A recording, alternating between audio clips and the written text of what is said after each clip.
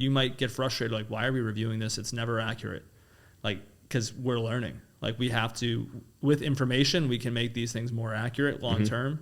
We have to get that information, though. We can't just, like, if I could just roll it out, I'd be selling a SaaS product, and someone else would have created a really good SaaS product that could be that predictive right out of the gate. But businesses are so different that it takes time to figure out, like you said, geography, the network of the leadership, like who are they connected with on LinkedIn and all this, like, and who are they connected with? Like, there's so many different variables that from a marketing perspective, you certainly can't predict it, but then even holistically, there's so many things you need to learn in order to make some of those things really effective long term. And that's an education piece to explain to customers that it takes time to get this to be where we want it to be.